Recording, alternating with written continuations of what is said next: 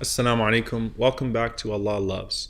Allah mentions in the Quran, Wallahu yuhibbu sabirin, and Allah loves the patient. Allah loves those people who are engaged in patience.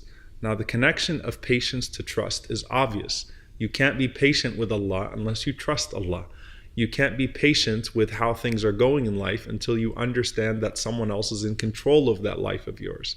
You're not going to be able to restrain yourself from acting out unless you have a solid understanding that Allah is acting in a way that's in your best favor. And so you have this connection between tawakkul and sabr that is very necessary. And Allah mentions that He loves those who trust Him and He loves those who are patient. Asking Allah to be a patient person is a good thing. Asking Allah that you have the quality of sabr, that Allah makes us amongst those who are patient, is a good thing. But here's the thing. Patience is not just restricted to hard times. Patience is something that we practice throughout our lives with Allah subhanahu wa ta'ala. How do we do so? Patience in hardship is obvious. We earn Allah's love when we are patient in hardship because we choose to restrain ourselves for His reward and His pleasure instead. And Abdullah bin Mas'ud radiallahu anhu says something very profound in this regard. He says that most people on the Day of Judgment don't enter Jannah because of some good deed that they did, but because of a hardship that they faced and the patience that they showed in response to that hardship. So you prepare your whole life and something is thrust upon you.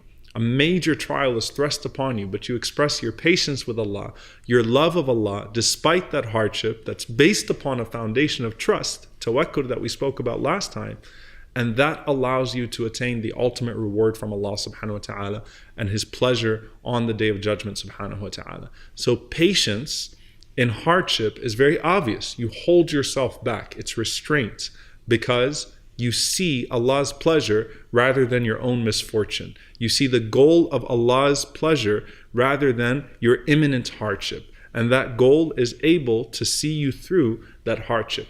There's patience in ease, patience with your own desires, patience with shahwa here. Patience and ease here, what that means is that you hold yourself back from acting out on your lusts and your desires in a way that's impermissible. That's why Allah mentions Sawm. He calls fasting patience. وَاسْتَعِينُوا بِالصَّبْرِ وَالصَّلَاةِ. Allah says seek help and closeness to Him through patience and prayer. And the scholars mention that patience here is actually replacing the word fasting. The act that we are engaged in right now is one of sabr, of patience, of restraining ourselves in ease. And when a person loses patience in times of ease, they act upon those desires as quickly as they can because they think you only live once. But we know that you live eternally, not in this life, but afterwards. And so you don't rush to act upon those desires and to live out all of your lusts and to try to consume all of the blessings that are around you or all of the trials disguised as blessings around you because you think that you're not going to live again after this. You are patient in your ease and patient with your desires, restraining yourself because you know that the reward that Allah guaranteed you in the hereafter is far greater than anything that you could have in this life. So again, the element of Allah's pleasure and reward is able to get you through your ease, just as it's able to get you through your hardship. The last form of patience that the scholars mention in this regard is the patience in your worship of Allah subhanahu wa ta'ala.